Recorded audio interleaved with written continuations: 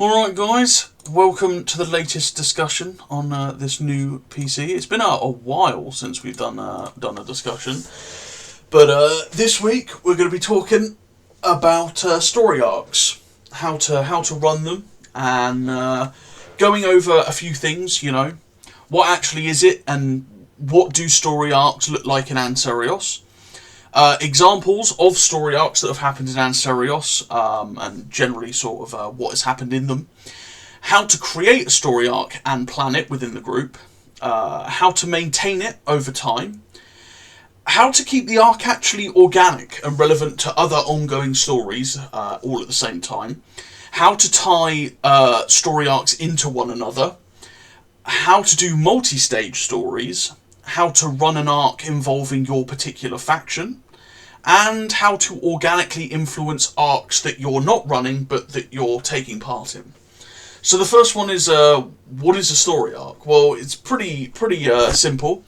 Story arcs are a way to move forward a particular story, whether that by transitioning with a character to another scene, or a transformation of a particular sort of viewpoint to another. You pretty much know what a story arc is. However, they can come in all different shapes and forms. You can have massive story arcs that go on, for years and years and years, and have constant pitfalls and climaxes and all sorts, yeah? But then you can also have a story arc that might last just one RP. And it gets resolved in a pretty, small amount of time. So, you might ask, well, how do story arcs sort of work within Ancerious? So, story arcs work in this group fairly simply.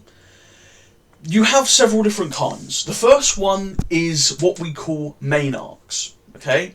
Now, there's only been a set number of main arcs within the server in the 12 years that it's been around, or almost 12 years. These are pretty much an overarching story and plotline that is kind of what you would call the anchor for the group. So it's what everyone's focusing on at the time, or at least the majority of the players. It's the main story that is influencing the galaxy at large, and it is the main story that is interacting with all of the players. Examples of these are the Natscartania incident, which was our first major arc, swiftly followed by the first Ancerious War, then the Uprising incident, then the second Ancerious War, then we had a period where we didn't have a main arc called the Age of Disorder, and now we have 3AW and also the Mortal Coil arc with the whole Army of the Panopticon. Now, in addition to these major arcs, you also have sub-arcs, which is pretty much anything from just two players deciding to have a cool story going on in an RP just between each other, to maybe a regional plotline, which could even be a subset of a major arc, where numerous different players are working together to overcome a particular problem, or focusing on a particular story involving one or many factions. So, in that case, what are some example story arcs? Well, for major arcs, as I've said, Third Ancerious War is probably one of the most prevalent and well-known ones, with the whole... There was a massive build-up all throughout the Age of Disorder, and even at the end of 2AW, where we built up this idea that the natives, who had been oppressed and battered for so many years, were finally going to rise up against the colonials, thanks to extremists in their midst that were going to stir the pot, and it was going to be made worse by certain colonials carrying out certain problems. Now, funnily enough, actions by certain colonial powers during the Age Disorder organically helped build up 3AW. And it was through these actions and events that helped kick off the actual story arc proper. And it has now had multiple stages, so the opening being the Battle of Adelshaven, then moved on to some of the subsectors all around the galaxy, like Unmar, the Veronis in Capital Space, etc. Then it moved on to Corona, which spiraled and tied into God knows how many different storylines. and so on and so forth. And there will be more stages to come in 3AW before there is any sort of peak reached, and then wrap up of whatever stories are involved.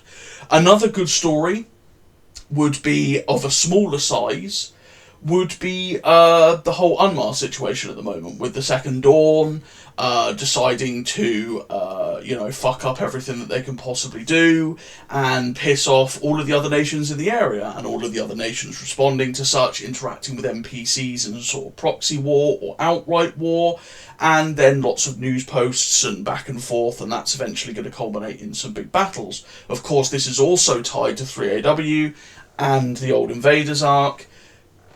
That's a pretty good thing as well. Another arc that maybe you guys actually, possibly determining how many of you are in the chat. No, none of you were there for, well, you may have been there for, but none of you participated in the Celephra arc, or the Fallen State arc, which was a story arc that happened post 2AW, involved around the fall of the capital state. How it was occupied. Numerous different players then played characters and aspects of the occupation force. They had to try and help the internal factions of Capital that wanted to, I guess, rise above their authoritarian evil backgrounds. And eventually they then helped set up the democratic elections that happened before everything went to absolute shit, and it all then culminated in the Army of the Panopticon becoming a major threat, and numerous other things occurring as well. However, there is even more smaller arcs where you can have something like, for example, Whispers on the Wind, which is where a bunch of people have just turned up to a world where the whole population has been stolen away. And there's not actually much that they can individually, in character, do to prevent this or try and rectify the situation. But they could do an investigation to find out why, how, and, who. In this regard, these kind of smaller story arcs that happen between only a few players, even if they're a sort of like tiny, not massively influential story point, which, the players don't have, I guess, much say on the outcome of, they can be used to help build up and reinforce existing story arcs. For example, the Mortal Coil, as, while the players can't exactly get back the population, they can, out of character at least, realise that this is perhaps where the Army of the Panopticon have been getting all of their scions to create the internal workings of their Ramayana class vessels. So you've got all of these different things. You could obviously always have the smallest ones, which is just like a diplomatic conversation between two characters. You can have all stuff like Corona, which kind of was supposed to be a section of 3AW and Mortal Coil, but rapidly evolved into its own arc and became kind of a standalone element in the group. There's endless story arcs that I can potentially go on a tangent about and discuss, but the whole point is that you can pretty much go do anything from the smallest two characters having a conversation to get a point across to something which has been going on for years and affects everyone in the galaxy, has multiple tiers, endless different threads that are being pursued by numerous characters and factions, and it can all go in any direction. So, the obvious thing is, how the hell do you create a story arc, and how do you plan it? So, this is going to be coming from, obviously, my experience in running arcs in Ancerious, but also not just Ancerious, also as a DM for things like tabletop groups that I have participated in, or helping run things in other servers.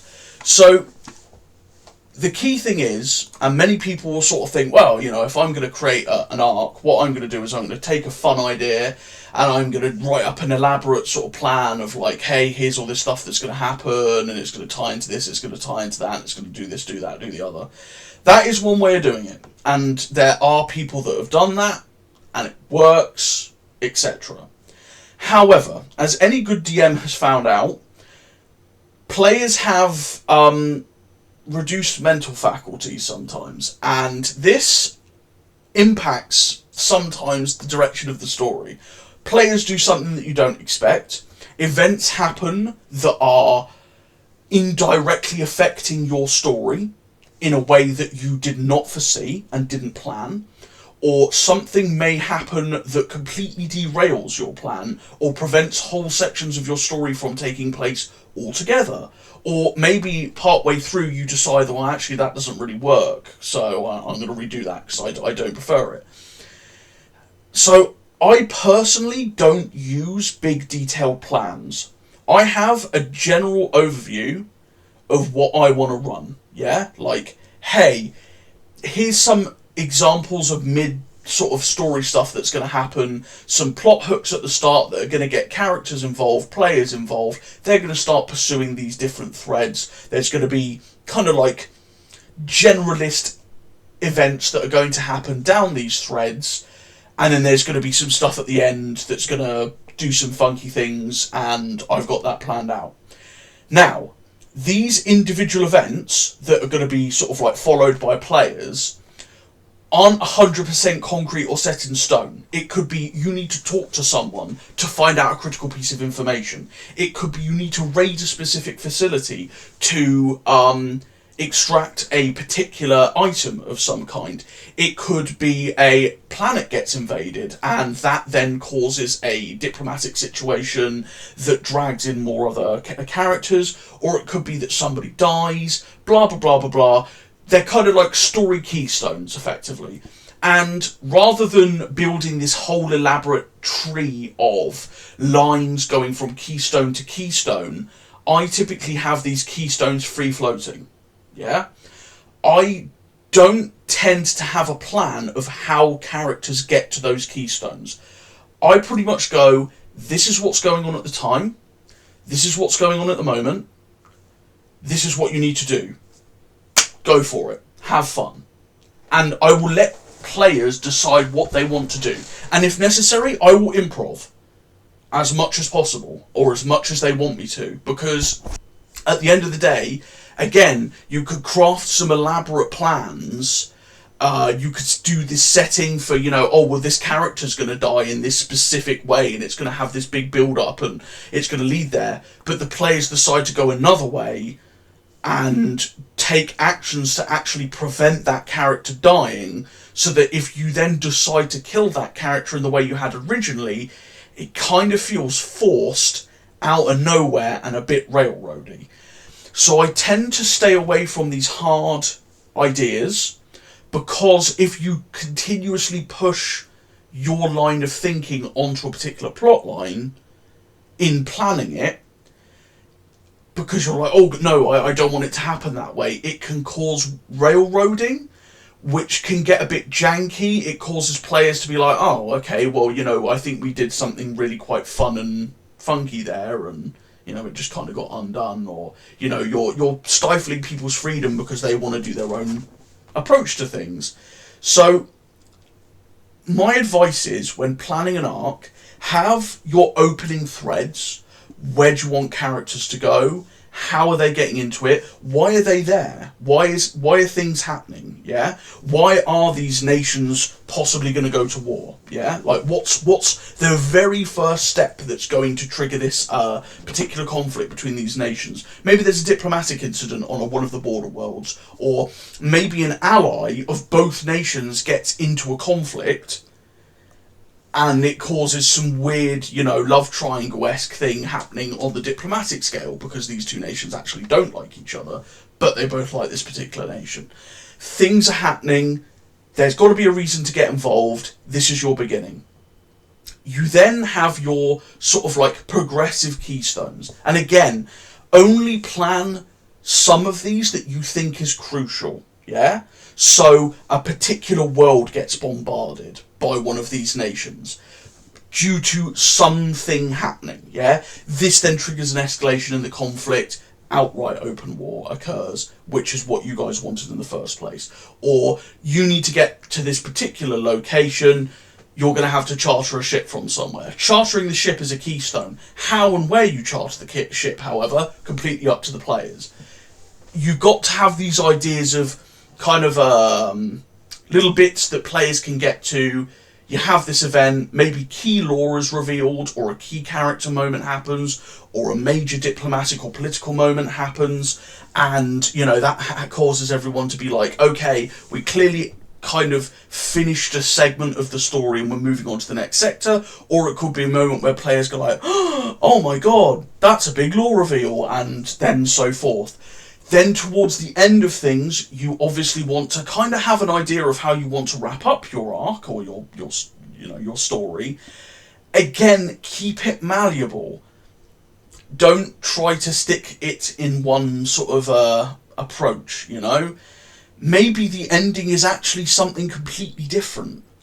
This is something that I've had to get used to in Ancerious, because as weird as it might seem, I actually get pretty fucking frustrated with the story sometimes in this group, because I've planned it all out in my head to happen a certain way, and then players are like, aggressively presses like idiocy button, or like players do something I didn't expect, or something happens on the galactic stage that completely invalidates whatever the hell that I was planning to do. Yeah? And that means that I then have to go like, shit, all the keystones that I planned after this particular stage and the ending can no longer happen anymore. So then I get really annoyed, because I'm like, god damn it, I really wanted that to happen and it's cool. However, you've got to realise, even as a DM, even as someone who was crafting a story arc, yeah, and this is the key moment, the story, while you are the one telling it, is not just your own. Yeah? So while you're the one crafting it from behind the scenes, you're not telling it for your own benefit, you're telling it for your players' benefit as well. The players are the ones who are doing the actions, uncovering the secrets, doing the diplomatic stuff, fighting the battles, doing all the funky things and going down this tree. They're the ones enjoying the content that you're putting out. If your players sidestep you, yeah, and they put your plans out, don't be afraid. Just rework it. If you get frustrated over it, it's fine. That's normal. Completely understand. Just don't think about it. Step away. Do something else.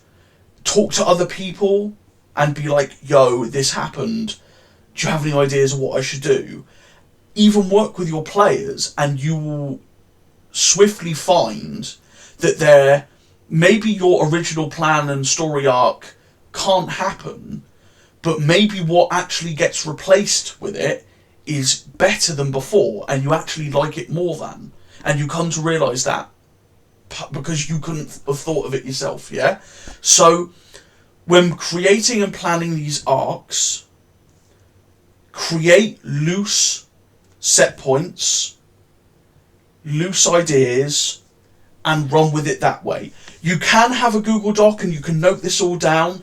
I tend to run with most of it in my head. However, for things like Mortal Coil, I actually do have a document with most of the major RPs that I want to run.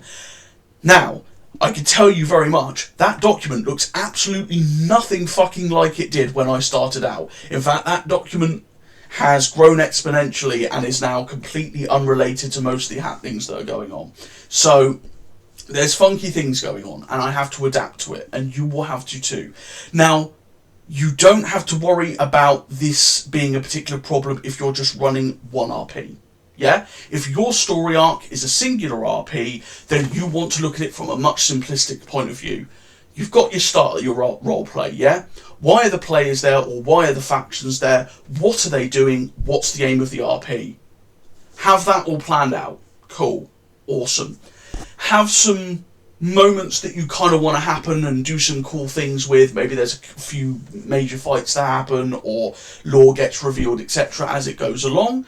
You then want to have a peak of the roleplay or the story where it kind of builds up to a crescendo, and then the players overcome whatever the problem is, or, you know, a fleet gets defeated, or a piece of information is found, blah, blah, blah, blah, blah, you know what I'm saying.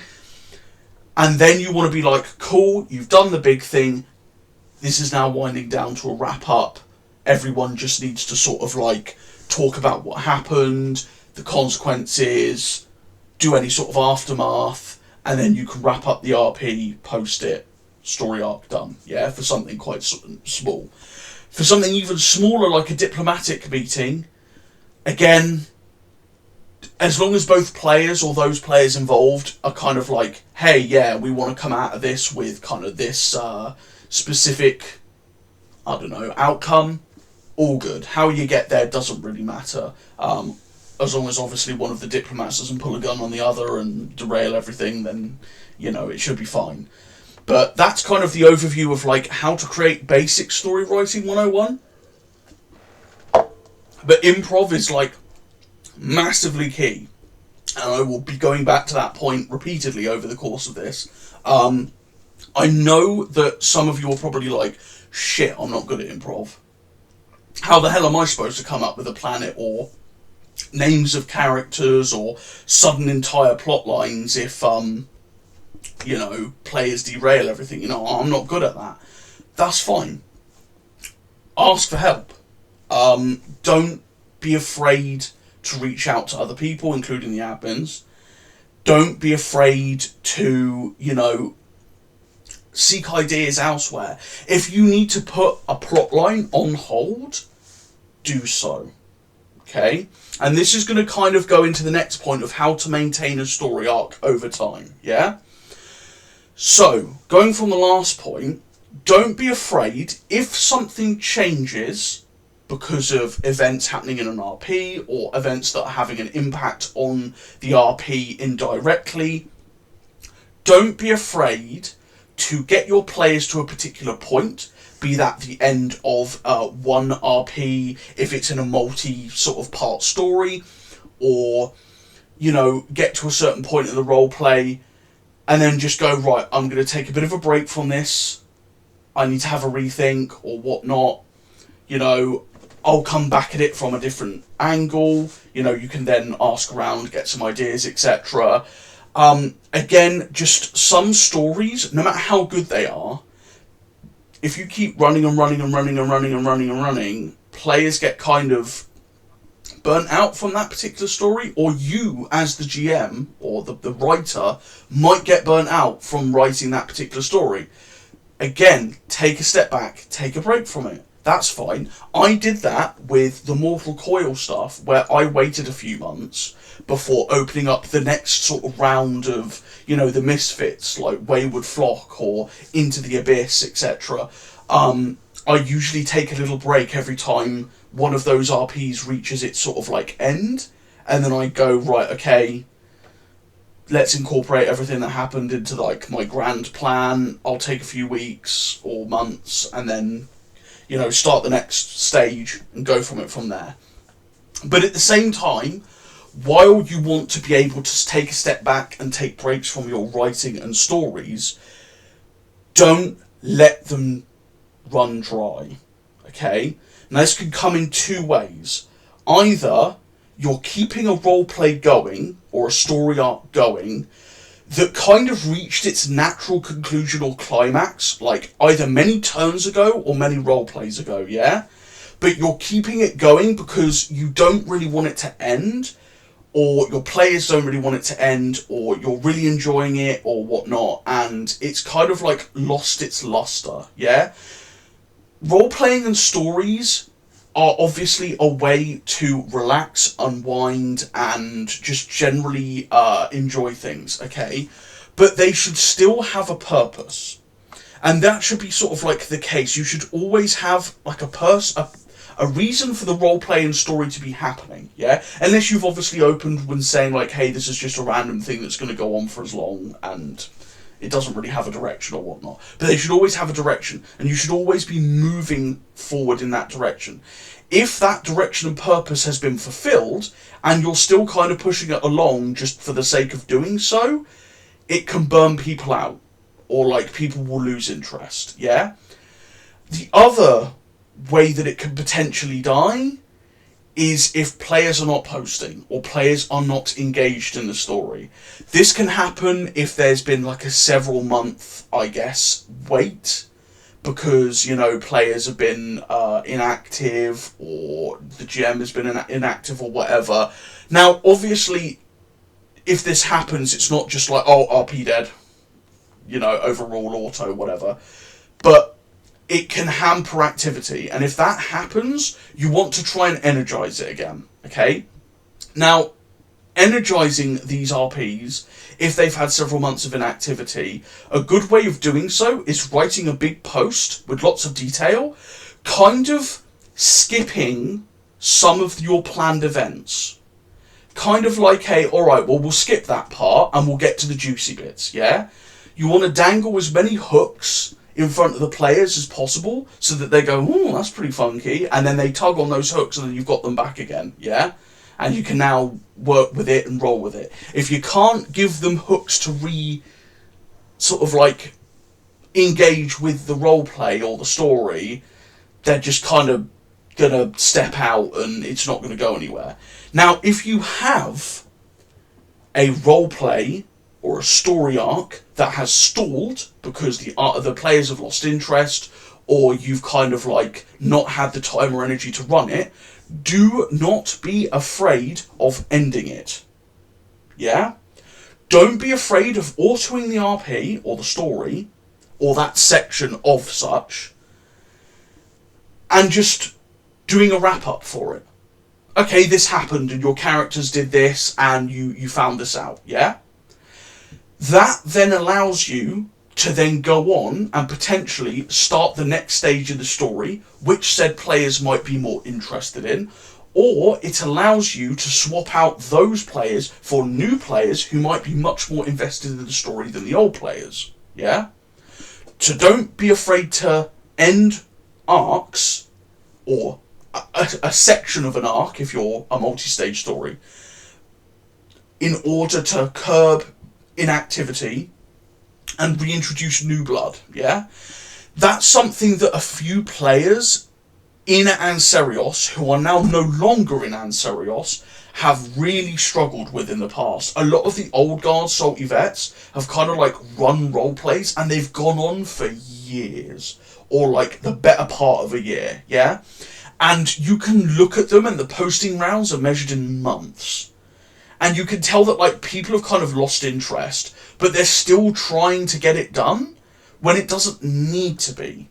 What they can just do is wrap it up, say this was the result of the roleplay and the story, and then they can open up a new one and invite loads of the new players who are far more active and are more active posting and just get it done that way. And yeah, I can't mention the amount of times that has happened. I know people are prideful, and I know, again, as with players and the like, changing your plans in a roleplay may make you frustrated. People getting disinterested or inactivity may also kill your wish or drive for a roleplay or make you annoyed. Again, completely valid. Don't feel guilty or angry at yourself for feeling those emotions. It's understandable. You wanted to roleplay it out, stuff happened, it couldn't happen in the end. Maybe not your fault, maybe not the player's fault, maybe not anyone's fault. Doesn't really matter even if it is your fault, doesn't really matter if it is the player's fault. Shit happens. Not all RPs are going to be completely perfect, run through in a couple months with sterling outcomes, yeah? So don't be afraid to take the next step and go, alright, well this section kind of failed, I'll step on to the next one and get going, yeah? People are going to be invested in your stories, yeah? Especially newer players who are more eager to get involved in the server and the group, who don't quite yet have a grand scheme and a grand place in schemes and whatnot. If you're running role plays that new players are jumping into and being interested in, you are both getting people who are invested in your own stories and who are eager to explore, you know, maybe your nation or funky story ideas, but you are also helping those new players get into the group and have hooks into further stories that can then catapult them into further stories and so on and so forth to cement themselves in the community, yeah? I've seen old Ancerious players get kind of a bit annoyed about like, oh, you know, I don't really want to have these new fucking, you know, players join and whatnot because I don't really trust them. Well, unfortunately, mate, if you're an old guard player, well, we don't really trust you either because you were here in the 2AW days and I remember you spamming tens of thousands of FTL missiles into new guys' ships, so, you know, go fuck yourself. But, bit of a rant there. the whole point is, don't be afraid of new players to introduce them. It's a fantastic way to get there. And if they don't do well in your RP and they slip up or they fuck up or they cause problems, don't be afraid to tell them. Don't be afraid to help them. And if they're truly mean men, we caught them early. Props to you. You've claimed your first kill. And again, old players, don't be afraid to get them in as well. They might be a bit crusty. They might be a bit ragged. They might be a bit up themselves. Don't be afraid to do so. You know, they bring a lot of experience into things. We really want to, you know, end the class segregation. Not that it's really an issue in here anymore, but it once was. So, yeah. If it's died, you can resurrect it. If it's died, you can move on to the next step. Don't feel like just because your story has run aground that there is no hope for it. You can get it going again, yeah? I can tell you now, and there's rather a lot of people in this voice call, that if anyone here brought up a particular RP premise and said, hey, I've got a story arc, would anyone join? I'm pretty sure there's at least a few people in this very chat who would be interested in that story arc. So just with the people here, anyone and everyone could just create shit tons of RP, and people would be interested in start RPing, yeah? So you've got to keep momentum going in the roleplay. But again, if you're starting to burn out, don't be afraid to sort of take a break, reel it back in a bit. And if it dies, you can still resurrect it, you can still maintain your story arc, okay? Another good way to help maintain your story is again using these story keystones that I'm talking about. You can keep these keystones at particular points in the story where you might feel like, oh, there was a particularly grueling space battle that maybe might have been a bit of a slog to get through in an RP wise. You can have a particular keystone at the end of that being some crazy lore reveal, or maybe the planet that you were defending blew up, or maybe, you know, some guy in politics who's high up in that nation goes a bit crazy bonkers and causes a load of problems, and everyone goes, wait, what the fuck? Now we've got to deal with all of that. And then that regains more sort of like drag and interest, okay? So these keystones can kind of help you be not just moments that help advance the plot, but like kind of boosts that kind of help interest. I guess some things that I could point out being good keystones used in that regard in Corona would be things like Anwin. Would be stuff like the old invaders suddenly going crazy bonkers. Of course, Paradolia, when everyone was just like, oh my god. And there's loads of other things like the you know, the Horseman, the stuff in Judge Rudy's space, you know, like all these different things are used to help sort of like give players more hooks so that those hooks they can work on and just be invested in, yeah? So, again, use keystones to sort of jumpstart interest and get people going. Keep a consistent rhythm. Another good way to maintain arcs is, ironically, doing art. Obviously, this is not for everyone, and I'm not telling everyone in the chat, like, immediate pick up your pencil and start doing stuff. But doing art of scenes of an RP from a particular story arc, or a character from said story arc, or an item from said story arc, or a ship being used in a battle, anything like that, be it yours, or maybe doing art for other people, it's going to get people interested, because if I don't know what the fuck is going on in a particular roleplay chat, right, but I see people doing like funky little illustrations about particular scenes or ships being used or characters being used, I'm going to be like, oh, that looks cool, and I'm then going to go and read it and actually be invested in it. Or if I come online and see somebody has like drawn images from, I don't know, fucking,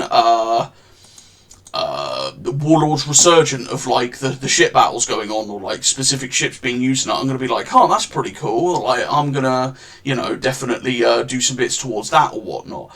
This isn't a hint, I know I have to reply to that, but do what? So, yeah, like helping visually represent certain scenes, characters, etc. can get people invested, because they're like, hey, that's my thing, that's my thing doing the thing in that situation. Therefore, Very cool. So yeah, those are the main methods that I sort of use to maintain sort of story arcs. Putting songs along with your posts as well is also quite a nice thing to do. Helps sort of like set the tone, and in that regard helps other players also get into the tone of the RP. And if you're all on the same wavelength tone-wise, then you're all going to write well. So, the next bit is how to keep the arc organic and relevant to ongoing stories. Well, obviously this isn't really a thing if, you know, it's just a small sort of one-time RP. But if it is going to be a multi-stage thing, then you're probably going to want to make it relevant to ongoing stuff. For example, there is currently a big galactic war on, and there's a big economic issue with the galaxy, yeah? Nobody really has much money. So if you start a story arc all around your nation building a mega structure and a load of super weapons and exporting all of this crazy stuff and whatnot, people are going to kind of look at you and go like, doesn't really make sense, and it's not really relevant to what's going on at the moment. Or if, you know, you try to make your own version of the Army of the Panopticon, for example, or like a big bad that's going to try and like take their place, people are going to kind of be like, not really sure why. Like, I don't really know why I need to take that seriously. Know the kind of general state of the galaxy, and this is kind of, I guess, tying into the next point as well, which is how to tie arcs into each other. Try to reference other ongoing events that may be transpiring at the same time as your particular story arc. It helps, in this respect, make the arc feel more organic. But it also makes the galaxy feel more lived in. Because if people are referencing a event in another RP being done by other players, not only does it give their RP relevancy, but it makes it feel like, you know, there are other things ongoing at the situation. There's loads of different events going on all around the galaxy, and, you know, people are talking about all this different stuff. It makes it cool. It makes it sound natural. Yeah? So, you know, I liked at the time of Adelshaven, nearly all of the stories and the arcs going on around that time were either referencing Adelshaven, even if it was just in passing comment between characters, or were directly around Adelshaven in regards to like, hey, we should probably like do something about this, or get involved, or send forces, or take a political stance, or, you know, blah blah blah blah blah blah blah, yeah? So keeping your arcs organic is all about having a sort of wider understanding of what's going on in the galaxy. Now, obviously, your particular story arc might not be moving at the same rate as the overall galaxy's plotline, or vice versa, and that's completely fine. You don't have to, you know, keep things one-to-one all the time. You can have your arcs lag behind and whatnot. I mean, for fuck's sake, Intergalactic Team RP that I run in Dark Heresy format on tabletop is way behind the time of like the modern day Ancerious thing, but I can still reference events that happened at roughly the same time to still make it feel like an organic galaxy and feel like it's ongoing in the general scheme of Ancerious, yeah? So know what's going on and weave some of that into your roleplay, yeah? Now, again, if players make changes, or they do something that you don't quite expect, and they weave their own stories into your particular story arc, take them into account, yeah? If I've got a regional dispute, for example, between a few NPC nations, okay, and I ask 9 of you to get involved, you've got to back a side, or, you know, like do geopolitical stuff to do with these NPCs, either supporting them outrightly militarily or through humanitarian means, or maybe you're just trying to strong arm stuff and get a best deal out, blah blah blah blah blah. All of this is going on in my story arc, and this is what I've planned. However, 3 of you decide that you're also going to have a minor conflict on the side, or are going to be doing some big behind the scenes thing where you're actually working together to usurp a few of the other players, that is independent of the NPCs, but will have an effect on that ongoing story arc. If I, as the GM, suddenly have, like, the NPCs never actually reference what is going on there, or I never ensure that it has an impact on the story, even if it means that, you know, a load of stuff would change, that would feel super railroading. And you guys would probably be like, yo, Myrick, that's a bit shit that, like, you know, we did this thing and there's no, you know, repercussions, consequences, or outcomes for it. You know, you've just kind of glossed over us to try and, you know, get to the next story point. Take it into account. Again, it's not just your story as the one sort of, you know, overarchingly running it. It's also the story of the players. And if the players want to weave their own stories into ongoing plot lines that you have, let them. It just makes it better. Okay, sometimes it makes it worse, but you just got to tell them that, yeah? Like, you just got to go like, I don't really see that working here, dude. Like, talk to people. I know that as a GM, you're going to have to conceal some story. That's understandable. If you want it to be a big reveal or a shock thing, etc., that's cool. You can tell them that and say, I'm not going to reveal this thing, but it will be revealed to you and it will be big crazy, yeah? Just like Paradolia. Me and Vic were like, oh, it's happening, it's going to happen, woo! And like, people were like, oh, I don't really know what's going to happen, but there's a big thing coming and it's going to be big and hype, yeah? People still trusted us to know that we weren't just going to be like, lol, rocks fall, everyone dies. Instead, we did lol, mine destruction, everyone dies. But you know, like everyone was cool with it. Work with your players. If they have stories to go into and they want to tie into it, run with it. It makes your own arc seem much more natural and organic because other stuff is linking into it. It's affecting it. It's changing the story. Perhaps it changes the keystones and the outcome, like we were just discussing earlier, or because of the actions of a couple players who weave their own story into it. That's cool. That's awesome. If you work with people, you can create something better.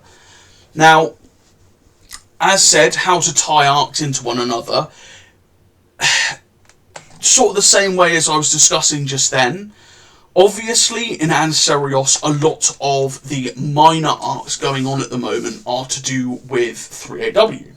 Be that regional conflicts, for example, in the Unmar, or it could be diplomatic events going on between factions that are trying to jostle within the power bases and the hierarchy of Kona or Saga, or it might be people striking out and doing their own attacks in relation to 3AW, etc.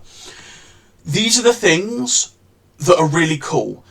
Not only can you weave your stories sort of like into a greater arc, but you could use greater arcs to weave your own story as part of that arc, yeah?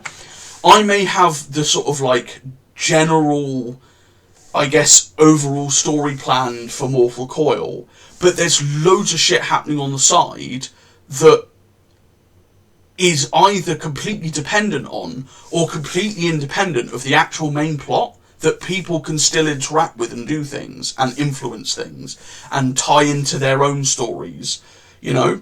And it's done in a way that isn't just going to be like, uh-oh, him accidentally had his, you know, character delete a particular person, therefore Army of the Panopticon instantly dies, rock falls, like blah, blah, blah, blah, blah, you know? That's not really going to happen. We're going to make things that are cool. Again, for 3AW, people are tying their own sort of mini-plots into that and using these main major arcs to build, as a foundation, their own stories. Now, you don't need to do that. You can always have your own sub-stories that only reference the major arcs or other major things going on in the galaxy. Or you could even have, you know, arcs that are completely independent of certain things. You don't have to tie things in. It is cool. It does help build up the setting, But do be aware, because there is such a thing as too much tie-in. So people might want to jump in and get involved in 3AW, yeah? For example. Now, they want to immediately have a plot line that they want to run where there is a massive war in the Borealis cluster, let's say, and all of these NPCs are going to start fighting each other, and it's going to draw in all these player characters, and it's then going to bring in the army of the Panopticon, and they want to have like this, that, and the other going on, and all of this thing happening, and they're going to reference stuff from, you know, Vaplana, and they're going to reference stuff from like the network, and somehow they want to have the Cabal get in, and like the Zetyans turn up and start shitting up the walls, and, you know, then Cthulhu just nukes everyone. There comes a time when, you know, if it makes sense for something to have a tie-in, do it. If you think it would be cool to have a tie-in, do it and discuss it with said person, yeah? But don't overload. You don't want to make it like a current gen Marvel film where your whole plot line kind of revolves purely around the plot lines of other people, if that makes sense. Like, your own story is kind of very bare, but it relies on lots of references, other forces turning up, people getting involved, other stories all colliding together, and old Ankh references. Like, that's not what you want to do. You want to create your own thing. If it references other things, awesome. If not, no problem. You don't have to link everything together. Yeah? So, if I may, really quick. Go for it, Dan. You can get very ridiculous with these tie-ins, though, because Measure of Faith was a great RP in particular that did get insane with the amount of escalation that happened as it went on. That is true. And this kind of ties back into keeping things organic. For note, Measure of Faith was a roleplay where effectively the Eosian rebels who had fled the genocide of themselves by the new Eosians effectively got trapped in Mincin. And Mincin wanted revenge, more or less, for the things the Eosians had done to them in the past. And in the process, they were going to try and steal the Eosian rebels' superweapon, which was also their mobile home, all of their ships, and effectively, like, take them all and use them as labour, yeah? Now, the Eosian rebels called for help, and a load of players turned up in system with, like, decently sized fleets. Now, Mincin is a neutral nation, and everyone was kind of like, cool, let's handle this diplomatically. And there was a lot of talking, and Mincin were kind of like, nah, man, we ain't handing these people over, blah, blah, blah. And the players, some fought, some didn't. And there was a lot of back and forth. The Zetyans caused chaos, which then escalated. And the Eosian loyalists got called in by Mincin to try and stop the player factions from tackling the rebels and reinforcing the rebels and helping them escape. All the while the rebels were trying to escape from Mincin, and Mincin was trying to help defend their star system, which then was put in danger by the Eosian loyalists bringing their own superweapon and trying to basically mind control the Mincin world. So then Mincin had to ask the players to help destroy the Eosian loyalist superweapon.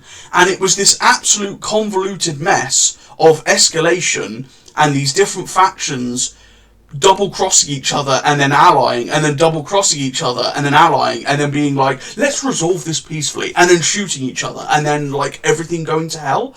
And it also had lots of references to like old role plays and stuff like that. Now, yes, that was crazy, but that organically developed because I actually did not go into that roleplay with a plan.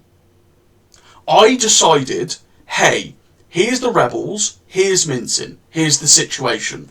And then I stepped back and were like, whatever the players do is going to be the outcome of this. People started talking, cool. Mincin will start talking, but they'll also start exploiting the situation and try to accelerate taking over the Eosian rebel ships from the inside. Then players start shooting, Mincin starts shooting back, but then realises that they're quite outgunned and outnumbered, so then they call the Loyalists in. The Loyalists turn up. However, the Loyalists also want to fuck over Mincin, as well as the rebels, as well as everyone else in the system, so they bring super weapons and a very large fleet, which then in turn causes Mincin to go crazy. Everyone has to team up against the Loyalists, blah blah blah blah blah, and it was just kind of a fun time where we just threw more shit at the wall and it stuck. But it made sense in character, and it was a natural escalation in character based off the actions that players took. If I'd gone into that planning all of that crazy stuff, it would have been a lot more rigid and hard for people to kind of like work around. You know, if Mincin was just going to fight, then, well, you know, it would have kind of changed the situation. Or, you know, if the Eosian Loyalists didn't turn up, it would have like kind of ended a lot sooner, blah blah blah blah blah. You'll kind of get what I'm meaning here. You know, don't add too much stuff, but also don't be afraid to go too balmy. If you trust your players, it's all good. You know, I had a lot of veterans in that RP. I had Dan, I had Nova. Who else was in that RP? It was me, Nova, him, but he was new at the time. Him was new. Abyss was new. Abyss was in it as well. Arlagos was there, but he kind of petered out like 5 minutes in. Yeah, yeah. Oh, and Schweiger was there. And Schweiger is another, like, old guard. So, I kind of knew that I had a good old guard base that I could fuck around with, and everyone would be completely fine, like, with whatever happened. And then him kind of just got, like, thrown onto the fire, and I was like, yeah, you'll be fine. So, yeah. Tie things in. Don't overload, but if you've got trustworthy players, feel free to add a bit more fuel onto the fire, so to say. So, multi-stage stories. How do you do them? And how do you just kind of like not go crazy with them? So, multi-stage stories, a good example will be Mortal Coil. Okay? Now, Mortal Coil is all about the rise of the army of the Panopticon from being just a bunch of crazy sonic weirdos to being a galactic threat that will exterminate all life in the galaxy if they get their way. Now, they went from being these crazy weirdos to this threat because me and Vic kind of decided, hey, we got this weird idea, why don't we just make the Panopticon do something cool? And they did something cool. And they showed off their power during the Fallen State arc, where they fought Rangsi, the Union, Carnath, and a few of the other AGA nations to a standstill, which was quite a scary thing at the time, considering these post-war armies were in pretty good condition. Now, this then escalated because I was like, well, it's not going to make much sense for the army of the Panopticon to just come out swinging. That's going to be boring. Everyone's going to easily rally against them and they're going to be taken out. So I decided to go the insidious route. The army of the Panopticon went to ground. They dispersed across the galaxy, set up all of these labs and bases to conduct all of this research into psionics, how it affects different races, turning different races into scions, using children as psionic and biological weapons, blah, blah, blah, blah, blah. I then set up 3 separate RP threads that were independent of one another and had them investigate different things. You know, a scion has been it has been asked to go hunt them down on behalf of the army of the Panopticon that the players didn't know. A bunch of deities got baited out into the open to be killed by the army of the Panopticon because they wanted to take out any powerful beings that would, you know, easily intervene. And then also a bunch of randos on Lost Star who effectively were told, like, hey, a bunch of this shit's happened, go investigate, yeah? And this then kept going, and then it kept on being like a case of, whoa, okay, the end of this RP, you know, the scion that you were going to go find is actually was part of the army of the Panopticon, and actually you were hired by the army of the Panopticon to find her. Oh no, this is pretty crazy. Then at the same time, the gods then obviously found out that, they'd been baited by the army of the Panopticon, and they had been lured out, and that they had tried to have been targeted. And the other people then also got a very important character stolen from them by the army of the Panopticon.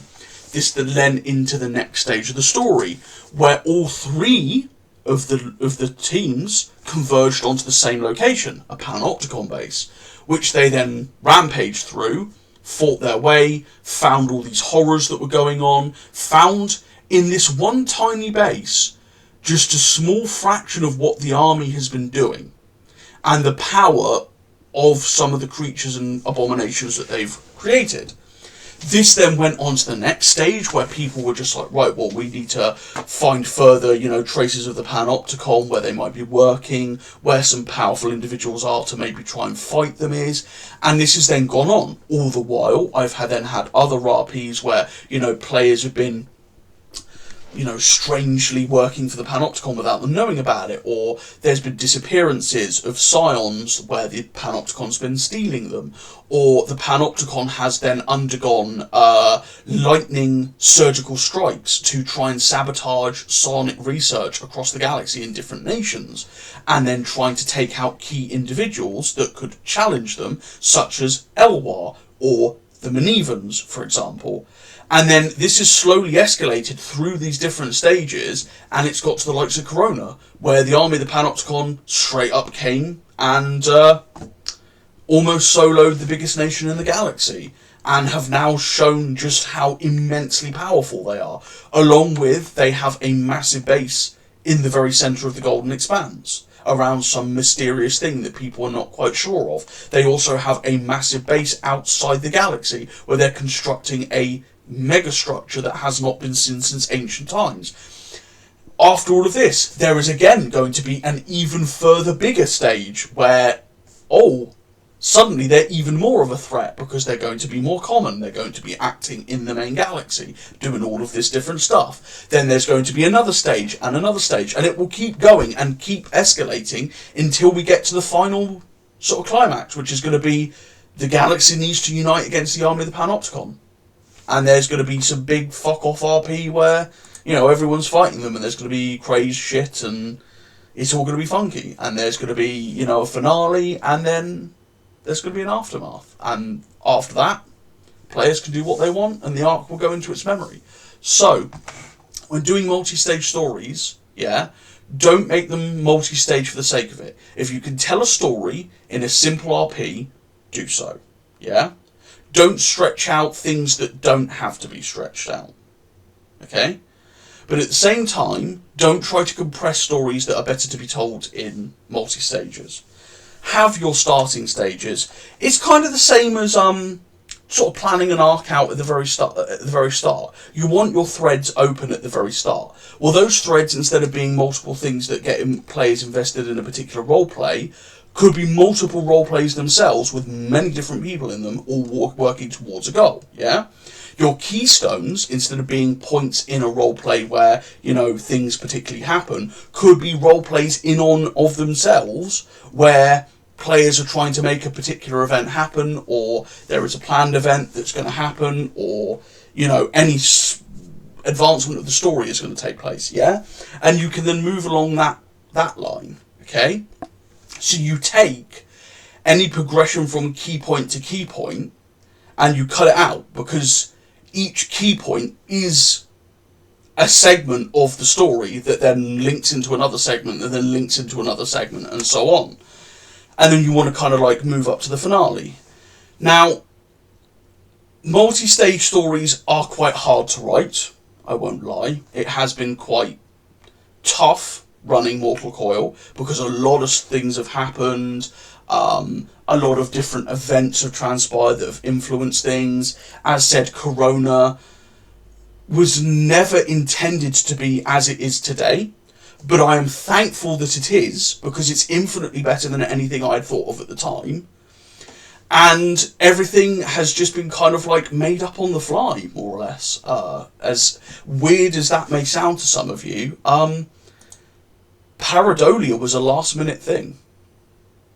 Paradolia was literally come up with from me and Vic, I think like a few weeks before we decided it was going to happen properly. And we just like, I think in the last 5 days came up with generally how it was going to work and mechanically and how all the players were going to handle it. It was never like a big thing that was planned from the beginning. That was purely just like on a whim. And so don't be afraid to do sort of like improvisation at the last minute in multi-stage stories if you feel that it is going to benefit the story. Okay? If you feel like it's going to be a good reward for players, it's going to be a good story that could maybe help beef up a subtle piece of the story that maybe be a bit weak, you know, maybe an event happens but there's kind of like tangential reason as to why it may happen and it's built on a little bit of a flimsy foundation, well, why not just spur of the moment do a few news posts or an RP with players to help reinforce that, yeah? Another key thing with multi-stage stories is you don't have to have every stage of the story be a roleplay. This is where things like news posts come in, and this is where things like journals come in. A major part of 3AW, and the build-up to such during Age of Disorder, was massive journals written by me and the other admins and other players, all working towards kind of like helping stir up this kind of like aura of resentment in the natives and events happening that would kind of influence characters' decisions at the top of government and all of these things spiralling into each other along with actions undertaken by players independently of anything that we were planning, then also causing more and more of this kind of like, oh well, there would be a response to that and response to that, etc. So don't feel like every stage of your story has to be written with other players. You can write it yourself. You could do it in a news post. Yes, some people kind of think that news posts are kind of like this thing happens off screen. But they can be quite important. Don't be afraid to have something happen, inverted commas, off screen in a news post, but then when you do a role play after such involving players, do flashbacks or maybe scenes where it kind of like shows you actually what happened in detail. Yeah? You could do that because films do it, because books do it. Yeah? Things can happen off screen. You can keep them happening off screen if you want, but players will kind of get a bit like over time with that. So use it sparingly, but when you do, you can then go back and flesh it out, because maybe an event has happened in character that suddenly means that this stage that you've literally got to in the RP maybe doesn't make the most sense happening in the way that you envisaged it. And you're just like, I don't really want to like go into a role play and do this because it doesn't make sense for this to happen, blah, blah, blah, blah, blah. You can then write up a news post about it and just be like, oh, this happened and it happened because of this indirect thing that affected it and like whatnot. And then even though you haven't like fully sort of fleshed out what's going to happen, you can then come back to it when you have and sort it all out and fill in all the plot holes, yeah? Just because you don't have all the pieces of the story now doesn't mean you need to like ham-fist slot things in to cover for the now. You can always leave things unturned and plot holes and plot hooks that can then be filled later with further RP or characters or other players doing their own things or explanations, blah, blah, blah, blah, blah, yeah? So that's how I personally handle multi-stage stories. Shit tons of improv, basically, and hope and prayer and hoping there aren't too many chromosomes involved. But, yeah. So, the next part is how to run an arc involving your faction. So, you have to think of it in two ways. Is it an internal or an external arc? An internal arc in your faction is maybe something happens with your government. Maybe it's a civil war. Maybe it's a change in political landscape. Maybe it's the death of a particular character, like an assassination or something. Maybe there is a natural disaster in your nation and people need to get involved in some way, shape or form to help track down the assassin, or maybe you're giving players a chance to influence your new political landscape, or back factions in your civil war, or help to get people out of the natural disaster situation. These internal arcs that involve your faction, ironically, should not put your faction on the middle pedestal with shining rays saying, love me, it's all about me, blah, blah, blah, blah, blah. Now you might be thinking, hold on a minute, but it's an internal arc about my faction. Why shouldn't I focus on my faction?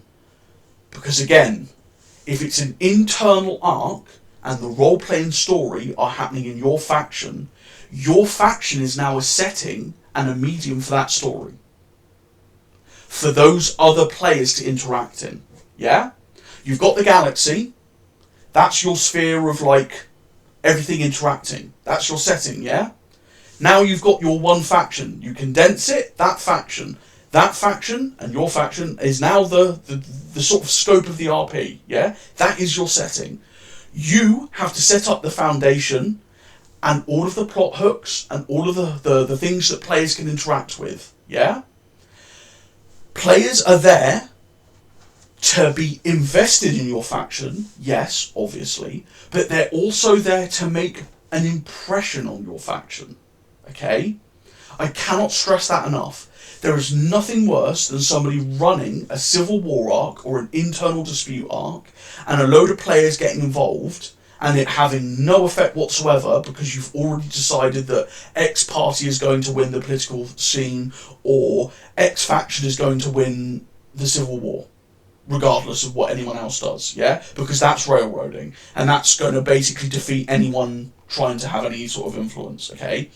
But if you portray your faction as this setting that players can interact with, and you've got all these different avenues for them to influence the diplomatic scene, or there's loads of different factions that could, you know, potentially be good or evil or extremely grey that they can do stuff with, or there's loads of characters that they can interact with that have subtle needs and wants that maybe are not in line with the faction in general and their wants, well, they can do a lot with that.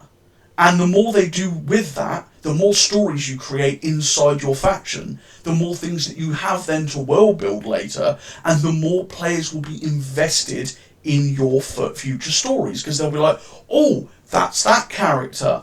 I interacted with them. Or maybe we could do an RP when our guys get together again and have a chat about something that happened in this particular RP that's completely independent. Yeah?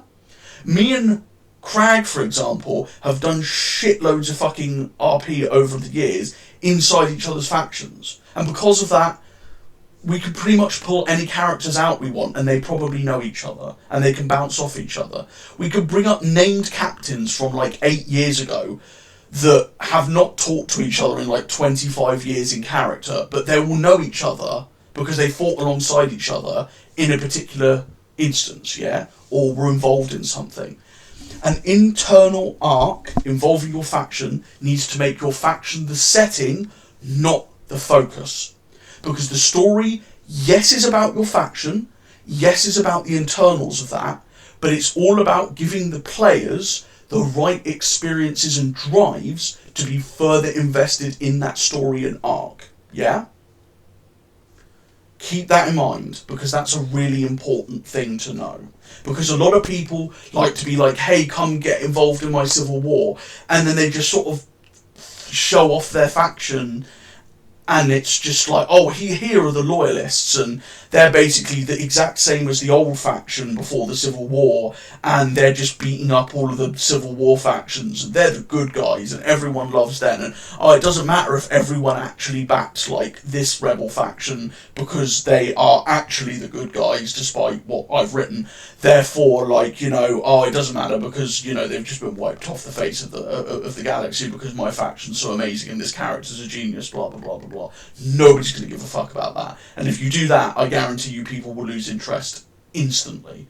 But if you flesh out all of these different factions in a civil war, for example, and you give them reason to exist, yeah, like X faction is fighting against the government because they've been ethnically oppressed for, God knows how many years. Or X faction is fighting against the government because they don't believe in these particular genetics problems that the government have caused in the faction.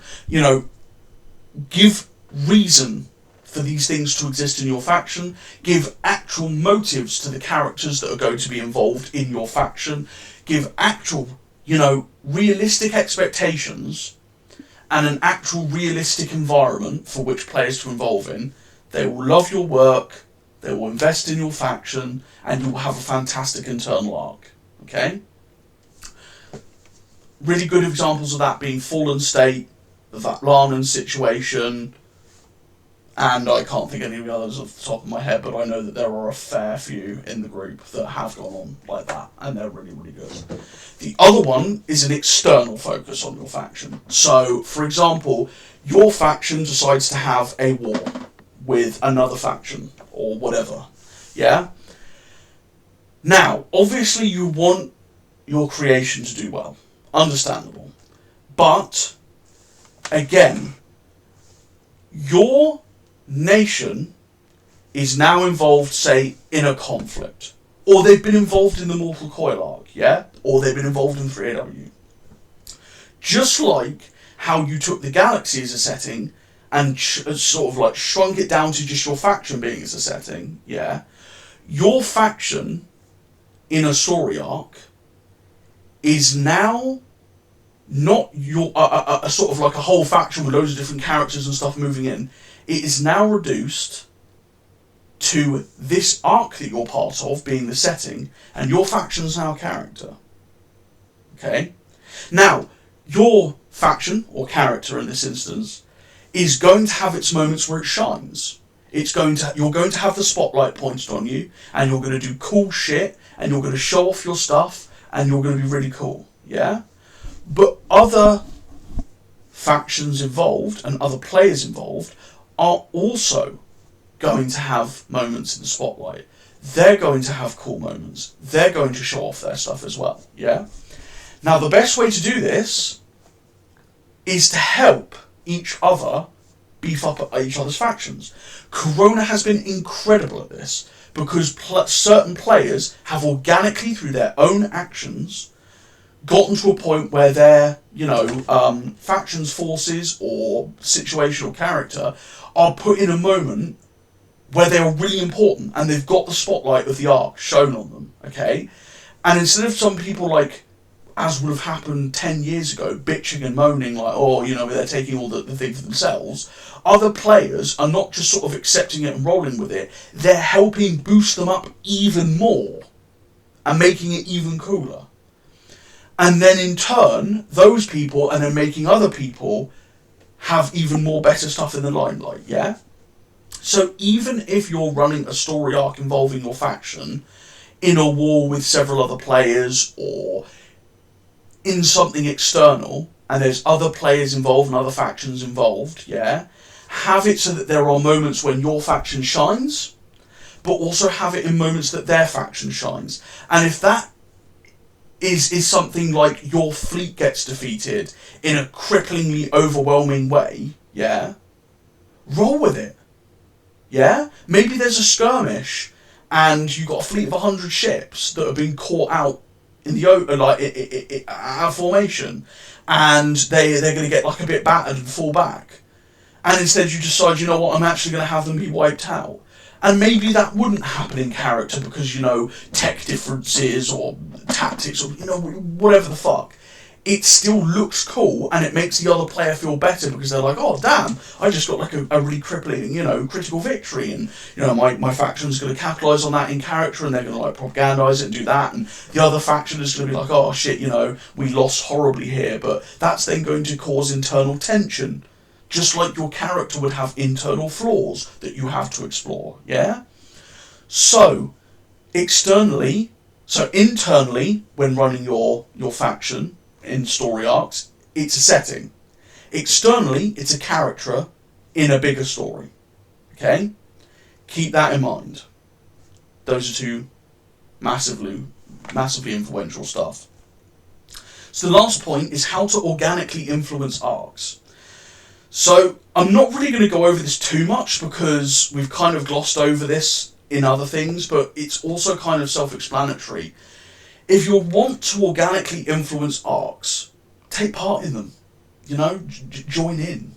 Whether that be joining the RP in question, the story in question, and doing things in the story, and weaving your own plot lines in, as we said, to help improve the story arc, get your own stuff going, etc. But also ask, I've had plenty of people come to me and say, like, hey Marek, I want to get more involved in the Mortal Coil. What do I do? And I go, okay, well, I've got some more role plays coming up soon that people can join that are, mysterious and Panopticon focused, that may have influence later on.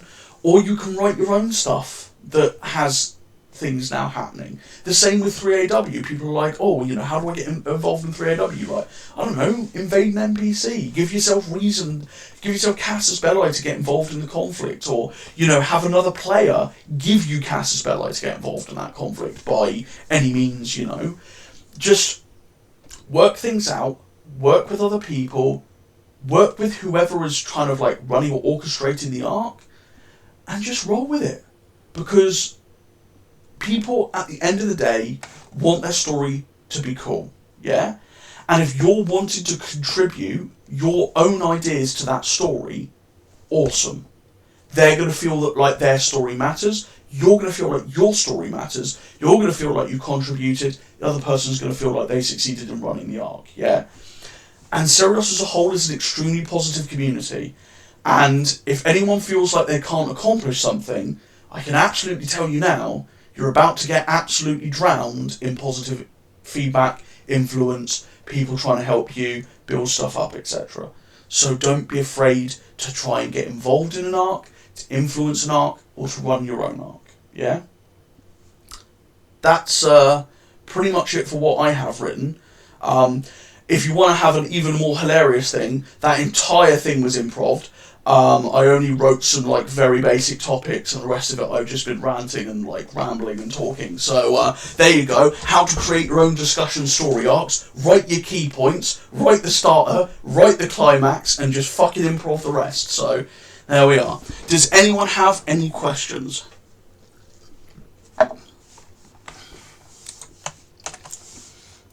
How do I get rich? Something crypto, something stock exchange. Can I have my own AOTP? It's like the AOTP, but I changed the letter. Die. Okay.